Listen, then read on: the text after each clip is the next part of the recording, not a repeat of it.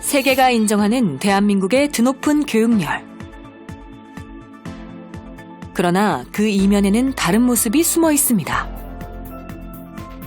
OECD 국가 중 문해력 수준은 바닥. 대한민국의 성적표인데요. 얼굴이 피다는 어떤 의미일까요? 저런 말도 있어? 얼굴에 피가 나서. 이제 이틀을 쓸 때도 숫자 2의 틀 정말 많거든요. 고모가 엄마의 누나인가? 숨 막혀요. 하얀색이랑 검정색만 있는 게 너무 숨 막혀요. 한 문장을 읽을 때도 시간이 굉장히 오래 걸리고 해석을 하는데 힘들다고 느껴져가지고 3년마다 실시하는 국제학업 성취도 평가 결과에 따르면 대한민국 학생들의 읽기 영역 점수는 무려 12년째 하락 중입니다. 그렇다면 학교 수업 시간은 어떨까요? 학생들의 문해력 수준을 파악하기 위해 간단한 실험을 진행했습니다. 자, 여러분 모르는 우리말이 나올 때 뭐라고 외치기로 몰라요 라고 외쳐주시면 됩니다. lawyer 무슨 뜻이에요? lawyer. 변호가 무슨 뜻인지 여러분 정확히 알아요? 몰라요? 영어 단어의 뜻은 알고 있지만 정작 변호의 정확한 의미는 모르는 학생들. 다른 단어는 어떨까요? 보모라는 단어 여러분 아시나요? 몰라요. 부모님이나 아니면 다른 보호자를 대신해서 단어 뜻을 설명하기에 바쁜 영어 수업 시간. 고용하는 사람을 보모라고 합니다. 피의자 상업 광고 몰라요. 애들이 원래 알고 있다고 생각하고 가르쳤는데 사실 그 국어도 모르는 단어였다면 애들이 모른다고 했을 때 약간 당황했던 것 같아요. 수업 시간은 그야말로 총체적 난국. 단어를 몰라 내용 이해는 물론 필기 또한 어려운 상황인데요. 학습의 길을 잃은 학생들. 그들을 위한 등불이 필요한 순간입니다.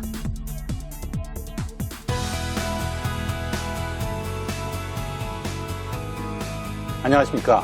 EBS 미래교육 플러스 신정호입니다. 읽기란 인간의 생활과 사고방식을 좌우하는 능력입니다. 읽고 이해하고 표현하는 능력의 중요성은 아무리 강조해도 지나치지 않는데요. 국어를 못하면서 영어나 다른 외국어를 잘할 수 없고 다른 과목도 잘할 수 없습니다. 그런데 초등학교 고학년이 다 되도록 책 읽기를 어려워하는 아이들이 많다고 합니다. 전문가들은 약 20% 정도의 학생들이 읽기에 어려움을 겪고 있다고 하는데요. 글 자체는 읽어도 내용을 이해하지 못하는 문해력이 부족한 것이죠. 지난 3월 8일부터 23일까지 6부에 걸쳐 미래생각 프로젝트 당신의 문해력이 방영되었는데요. 정말 많은 시청자분들께서 높은 관심을 보내주셨습니다. 그래서 오늘 미래교육 플러스에서도 문해력에 대해서 더 깊게 논의해보고자 합니다. 오늘 함께해 주실 분들을 소개합니다. 문제는 추세라고 생각을 해요. 뒤처질 학생의 비율이 점점 많아지는 것 같다.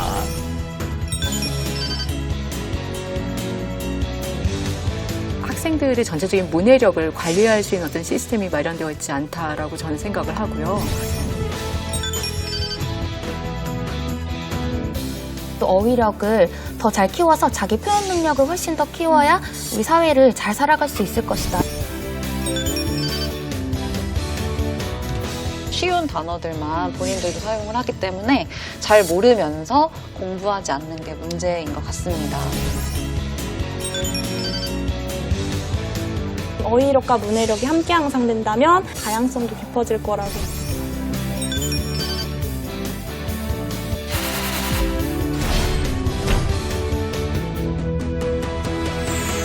이 코로나19 때문에 저희가 학습 결손 격차 얘기를 했는데 제가 좀 우려하는 게 초등학교 1, 2학년 아이들의 문해력 학습이에요. 사실 이 초등학교 1, 2학년 때 문해력을 제대로 갖춰줘야지 다른 교과 공부에 어려움이 없거든요. 그렇죠. 참 걱정이 되는데.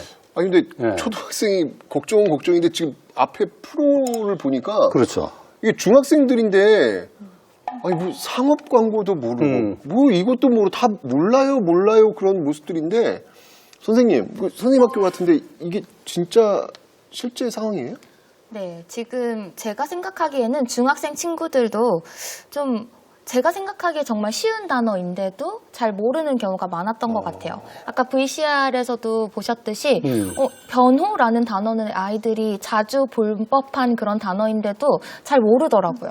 근데 이게 영어라서 다루어지는 내용 자체는 쉬운 경우가 많아요. 그래서 영어는 그래도 좀 덜한 거고 조금 더 중학생 수준에 맞는 내용을 가르치는 교과는 훨씬 더 어렵다라는 이야기를 제가 많이 들었습니다.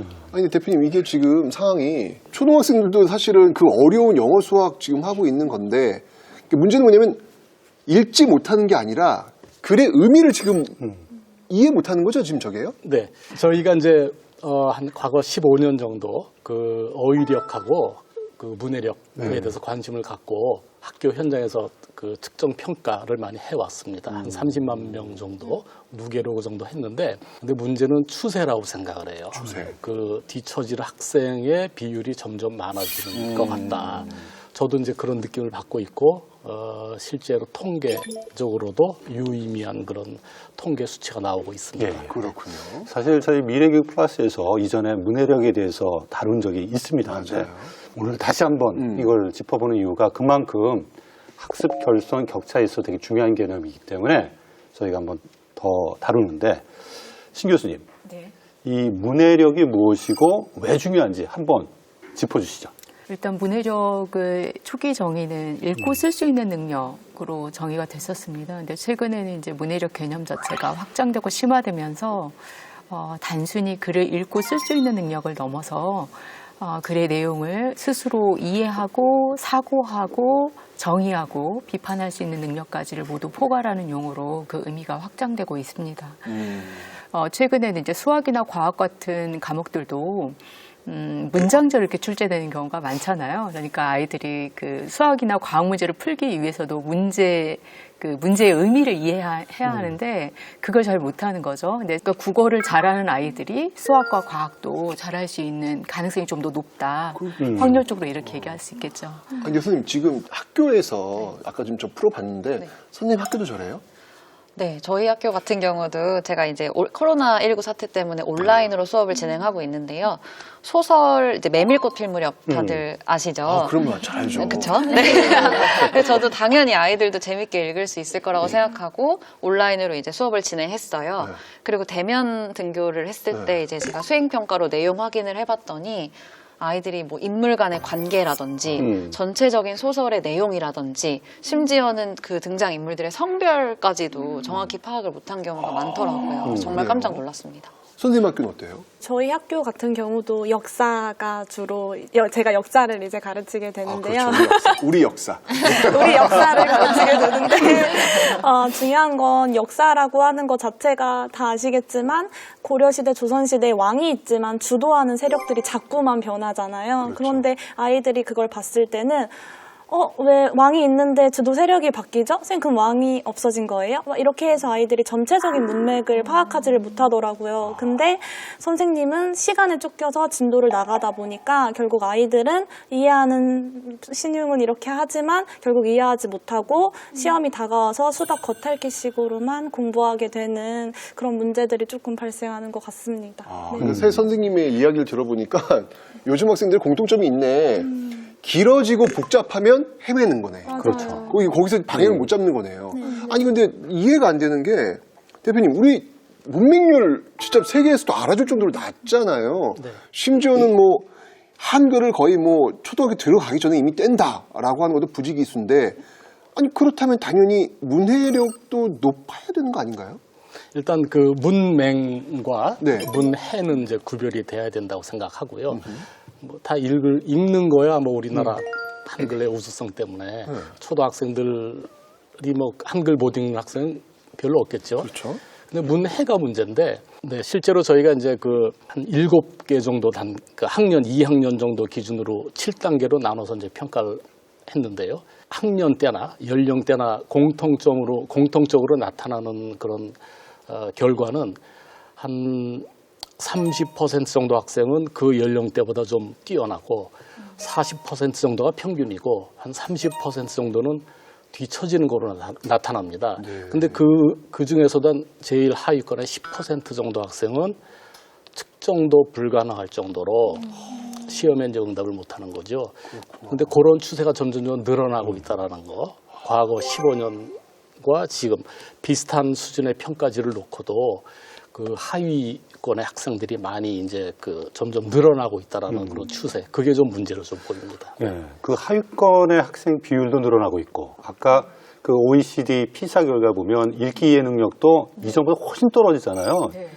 이게 정말 왜 이런 일이 발생하고 있죠? 일단 크게 두 가지 정도로 한번 잡아볼 수 있을 것 같습니다. 첫 번째는 이제 우리나라의 교육 정책과 관련해서 한번 생각해 볼 수 있을 것 같아요. 교육 정책? 네. 일단 국가적인 수준에서 국가의 학생들의 전체적인 문해력을 관리할 수 있는 어떤 시스템이 마련되어 있지 않다라고 저는 생각을 하고요. 특히 이제 국어과 교육과정이라든가 기타 국어과 외에 다른 교과의 교육과정과의 연계성이 충분히 이렇게 그 연계성이 제대로 갖춰지지 않은 상태로 교육과정이 개발되고 있어요. 그러니까 교육과정 자체 문제가 또 하나 있고, 또 그것을 관리할 수 있는 어떤 교육 정책상에서의 어떤 시스템이 마련되어 있지 않다고 생각합니다. 예를 들면 국민의 국어 능력의 발전 정도를 이제 측정할 수 있는 시험이 지금 현재 국립국어원에서 실시는 하고 있어요. 근데 그 시험은 그냥 단순히 실태조사. 예, 지금 이제 우리나라 국민의 국어 능력 수준이 어느 정도다. 이 실태를 확인하는 차원에서 그냥 멈추고 있는 거죠. 근데 그 실태 결과를 바탕으로 그럼 어떻게 해야 하는가에 대한 어떤 좀 구체적인 교육 정책이 나와야 되는데 이런 게 나오고 있지 않은 거죠. 또 한 가지는 이제 제가 생각할 때 정말 중요한 문제 중에 하나는 여러 가지를 들 수 있겠지만 문해력을 구성하는 굉장히 중요한 요소 중에 하나가 어휘력인데 우리나라의 경우는 사실은 이 어휘력의 중요성이 굉장히 어떤 측면에서 좀 폄하되고 있다고 저는 생각을 해요. 사회적 분위기 자체가 말을 쉽게 하는 게 좋다. 뭐 쉽게 말하지 왜 이렇게 어렵게 말해? 이런 얘기들을 많이 하잖아요. 근데 제가 생각할 땐 중요한 게 쉽게 말하는 것도 물론 중요한데 필요하다면 내용과 맥락에 정확한 단어를 사용할 수 있는 능력도 훨씬 중요하잖아요. 그러니까 맥락에 맞게 적절한 단어를 선택할 수 있는 능력이 중요한데 그렇게 하기 위해서는 필요에 따라서는 어려운 단어도 쓸 수 있고 어떤 경우에는 좀 낯선 단어도 쓸 수 있는 건데 그런 것을 썼을 때 사회적 분위기가 왜 저런 단어를 써? 이런 분위기가 형성되는 거예요. 그래서 이렇게 적극적으로 어휘력을 늘리기 위해서 노력하지 않고 그걸 개선하려고 노력하지 않는 거죠. 근데 어휘력은 문해력을 구성하는 굉장히 중요한 기반이 되는 능력이기 때문에 어휘력이 약한 상태에서 문해력의 증대를 기대하기는 좀 어렵지 않나 이런 생각이 듭니다. 신기하네요. 선생님, 아까 제가 지금 그 영상을 보면서 너무 깜짝 놀랐어요, 제가요. 어떻게 저런 단어를 모를까? 의미를 진짜 모르는 거야 라는 생각이 들었는데 실제 그 수업 현장, 학교 현장에서는 어때요? 체감 정도가 어때요? 사실 저희 지역 아이들이 공부를 그러니까 학업 성취도가 낮은 편에 속한 아이들이 아니에요. 그러니까 오히려 잘한다고 속하는 아이들인데도 불구하고 정말 정확히 모르는 어휘들이 있는 거거든요. 사실 아이들이 아까 뭐 변호 이런 단어도 들어는 봤고 어렴풋이 어떤 뜻인지는 알 거예요. 근데 변호가 뭐야? 라고 물어봤을 때 약간 그게 뭔지 잘 모르겠다. 내가 모르고 있구나. 그때야 아이들도 이제 깨닫게 되는 거죠. 그래서 수업 시간에 보면 아이들이 다 고개는 잘 끄덕여요. 그래서 내 수업을 잘 듣고 있구나 이렇게 듣다가 영혼이 없는 끄덕이. 근데 정확하게 제가 다시 한번 되물었을 때 그걸 다시 애들이 무슨 뜻인지 이야기를 잘 못해요.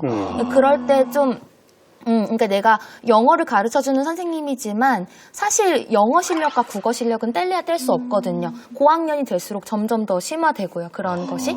그래서 아이들한테 보다 정확하게 알려줘야겠다라는 생각이 들면서 또 좀 저도 바뀌게 되는 게 더 쉬운 단어를 자꾸 쓰게 돼요. 아까 교수님이 짚어주신 것처럼 쉽게 말하는 게 더 좋은 것이다라고 많이들 이해를 하고 계셔서 그래서 저도 자꾸 쉬운 단어만 쓰게 되고 그럼 아이들은 더 어려운 단어를 접할 기회가 없는 거죠. 그래서 저도 이 프로젝트에 참여를 하면서 저라도 조금 어려운 어휘이더라도 좀 사용을 하면서 알려주면서 수업을 해야 아이들의 어휘력 향상에 도움이 되겠구나 그런 생각을 했었어요. 그렇군요. 근데 이게 강하은 선생님 하시는 수업은 영어니까 네. 어휘가 중요할 거다. 근데 모국어로 하는 수업은 뭐 그렇게 크게 문제가 되지 않지 않을까? 뭐 이렇게 생각할 수 있거든요. 그래서 다른 교과 상황은 어떤지 좀 궁금하긴 한데 윤윤 선생님 어떠세요? 저는 이제 국어를 담당하고 있고 제가 가장 이제 기억에 남는 건 분명히 이제 문학의 네 갈래, 뭐 서정, 서사, 극 교술에 대해서 수업을 하고 이제 시에 관련된 공부를 특히 더 많이 했어요. 그리고 이제 중간고사가 이제 실시가 됐죠. 그래서 아이들이 질문이 있다고 해서 이제 열심히 뛰어갔더니 선생님 딱 단어를 짚으면서 이거 뜻 뭐예요? 딱 했거든요. 근데 그 단어가 뭐였냐면 서정이었어요. 서정. 서정. 그러니까 그 단어의 그 단원의 가장 핵심이 되는 단어인데 그 뜻을 물어보고 있는 거예요. 시험 시간에. 그래서 잘못 가르쳤구나. 자책하면서도 네, 심각하구나라고 느꼈습니다. 그렇구나. 김세현 선생님은 역사 가르치시죠? 네. 이 어휘력이 역사 이해 이런 데 도움이 많이 될 수 있는데 실제는 어떤가요? 저는 맨날 저희 아이들한테 예. 역사는 외우는 게 아니야. 흐름이야. 이해하면 다 외워져. 이렇게 말을 했었거든요. 그래서 아이들이랑 수업을 하다가 이제 예성 논쟁을 예를 들어서 수업을 하고 있는데 아이들이 막 열심히 듣고 저한테 쌤 수업 너무 재밌어요. 드라마 같아요. 막 이렇게 해놓고 쌤 근데 효종대가 뭐예요? 이러는 거예요. 그러니까 저는 계속 효종대 이런 일이 있었어. 효종이 왕 때 이런 일이 있었어. 이랬는데 아이들은 선생님 너무 재밌어요. 근데 효종대가 뭐예요? 이러는 거예요. 그래가지고 외워 이렇게 해버리는. 그래가지고 아이들이 이런 교과서나 이런 프린트, 아이들은 제가 정리해준 프린트를 좋아해요. 왜냐하면 딱딱 외울 수 있으니까요. 하지만 저는 아이들이 교과서를 보고 전체적인 흐름을 파악할 수 있다면 역사가 암기 과목이라고만 생각하지 않을 텐데, 그래서 문해력이 조금 어휘력과 문해력이 함께 향상된다면 아이들이 보는 시점도 달라지고 생각도 더 다양성도 깊어질 거라고 생각이 듭니다. 예. 역시 이제 수업 장면 내에서 정말 어떻게 아이들의 문해가 학습을 이해하고 쫓아가는 데 영향을 미치는지를 저희가 한번 보는 게 중요할 것 같아서 저희가 김세현 선생님 수업을 화면에 담아봤습니다. 같이 보시면서 이야기를 나누시죠. 경기도의 한 중학교. 오늘 수업에서 할 내용 붕당. 붕당이 뭐예요? 붕당은 얘들아 학연 그리고 정치적인 성향으로 묶인 친구들의 무리 집단을 의미합니다. 붕당 정치에 대해 배우는 한국사 시간. 복잡한 정치적 관계와 낯선 개념들 때문에 공부하기 쉽지 않은 단원인데요. 자, 숙종은 얘들아 씁시다. 학생들은 수업을 잘 따라오고 있을까요? 떠오르는 단어들을 그냥 마음껏 쓰면 돼요, 얘들아. 배운 내용을 마인드맵으로 정리해보기로 했습니다. 결과는 충격적이었죠. 사건의 흐름을 기억하기는커녕 주요 개념 단어조차 적지 못한 학생들. 왜 싸우지? 뭐지 저 사람들? 왜 싸우는 거지? 이자겸의 난을 이제 가르치는 부분이었는데, 일단 우선 난을 몰라요. 난. 단어의 뜻을 몰라 교과서를 읽지 못하는 학생들이 늘고 있습니다. 특히 사회나 과학교과는 개념 단어를 설명하는 시간이 점점 길어지고 있다는데요. 진짜 솔직히 어떤 감정이 드냐면요, 얼마나 지루할까 수업이, 이런 생각이 들었어요. 저러다가 아이가 그냥 포기해버리면 어떡하지? 그래서 시작된 선생님의 도전. 수업 방식을 바꿔보기로 했습니다. 가볍게 읽으면서 내가 이 단어 모르는 것 같은데? 라고 하는 거에 동그라미 쳐봅시다. 먼저 학생들이 모르는 단어의 뜻을 직접 찾아보기로 했는데요. 단어를 미리 공부하고 듣는 수업. 어떤 변화가 찾아왔을까요? 얘들아, 변질이라는 건 원래 성격과는 다르게 변해버렸다라는 의미입니다. 학생들이 달라졌습니다. 수업을 듣는 눈빛이 초롱초롱. 푹 빠져든 모습인데요. 이렇게 나누어진 사람들, 사림이 분당됐다. 이걸 두 글자로 뭐라고 한다 그랬죠? 분당이라고. 선생님의 질문에 대답도 척척 해냅니다. 이해하기 쉬웠어요. 찾아보고 하니까 내가 제대로 알고 있는 단어가 아닌데도 내가 안다고 착각을 했구나. 마인드맵 꽃이 피었습니다. 활짝 피어난 학생들의 한국사 지식. 단어 공부가 수업 진행에도 큰 도움이 됐다는데요. 오히려 제가 강의식 수업, 설명식 수업을 조금 해도 된다라는 거예요. 아이들의 몰입도가 좀 더 컸던 것 같아요. 학습의 초석, 문해력. 기반이 잘 다져진 학생들이라면 더 넓은 시야를 가질 수 있지 않을까요? 수업 보니까 진짜 어려운 말들이 많네요. 예송. 사실 어른들한테도 어려운 단어거든요. 아니 근데 제가 진짜 느낀 게 뭐냐면 제가 이제 Q&A를 운영하면서 뭐 초등학생, 중학생들 그 질문을 많이 받아요. 받는데, 그러니까 뭐 예를 들면은 어떤 사건에 대한 질문을 저한테 해야 된다고 저는 생각하는데, 이건 갑자기 선생님, 근데 봉기가 뭐예요? 그러니까 홍경래가 봉기했다는데, 홍경래가 봉기했다고요? 봉기가 뭐예요? 이렇게 되면은 사건 자체를 접근을 못하는 거예요. 봉기를 모르니까. 근데 이런 것들이 점점 많아진다라는 생각을 저는 요즘 실감하고 있거든요. 그쵸, 네. 근데 진짜 이런데 교수님 어떻게 보셨어요? 선생님 굉장히 힘드셨겠다. 그 역사 수업의 내용이 이제 역사적인 어떤 전문적 지식으로 물론 당연히 구성되어 있는데 그 전문적 지식을 구성하는 핵심적인 요소들이 결국 또 어휘예요. 그러니까 어휘 자체가 개념들이라서 어휘들 간의 관계를 파악하는 과정이 결국은 교과의 내용 지식 혹은 개념 구조를 파악하는 방법이 되기도 하거든요. 그러니까 그 교과의 핵심적인 용어들을 이해하지 못하면 교과의 내용 구조, 개념 구조를 이해하는데도 어려움을 겪을 수 있을 것 같아요. 아니 선생님, 왜 아이들은 이렇게 글을 읽고도 이해를 못한다고 생각하세요?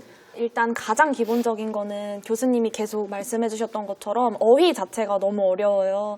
선생님들도 다 아시다시피 역사 용어는 한문으로 이루어져 있기 때문에 아이들이 너무 어렵고 이거를 이해하기도 힘든데 사실 옛날 역사 상황들이 아이들이 경험할 수 없는 일들이잖아요. 그러니까 아이들의 경험에 비추어서 애들이 이해하기도 어렵고 그래서 더 이렇게 어려워지는 게 아닐까라는 생각을 해봅니다. 네. 보니까 문해력에서 되게 중요한, 소위 말해서 빌딩 블록, 되게 중요한 기초가 어휘력인데 우리 아이들 어휘력이 왜 이렇게 떨어져 있죠, 지금?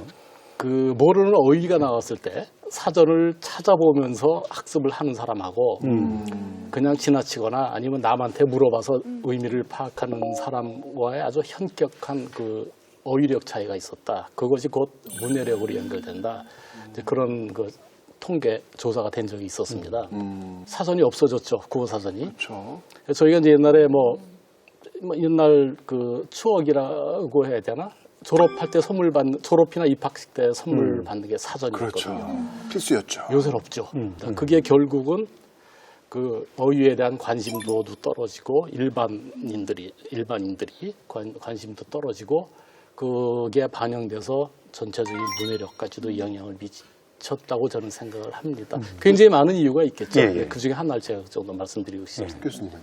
일단 매체 환경의 변화 그리고 그 매체 환경의 변화로 인해서 촉발된 어떤 삶의 변화도 같이 영향을 미칠 것 같아요. 특히 이제 젊은 사람들조차도 특히 학생들조차도 신속하고 빠른 걸 중시 여기는 이런 분위기가 많이 형성되어 있잖아요. 그리고 이제 이미지를 중시 여기는 그런 분위기 속에서 차분히 글을 읽고 스스로 생각하고 사고하려고 하는 그런 경향보다는 이미지를 통해서 빨리빨리 대충 훑어읽고 내용을 파악을 대충 전체적인 골격만 파악하려고 하는 그런 경향들도 좀 있지 않나 이런 생각이 듭니다. 맞아요. 어휘력하고 문해력은 굉장히 중요한 관계가 있을 것 같아요. 네네. 어떤 상관관계가 있을까요?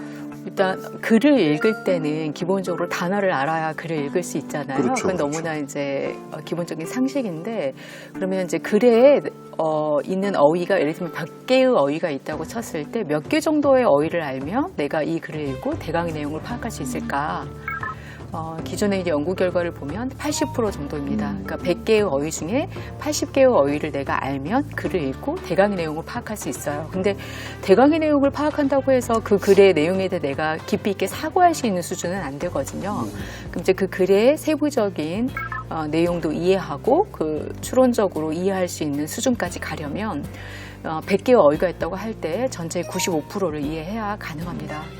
그러니까 이 통계 자료는 이제 기본적으로 어휘력이 문해력과 얼마나 깊은 관계를 갖고 있는지를 보여주는 거죠.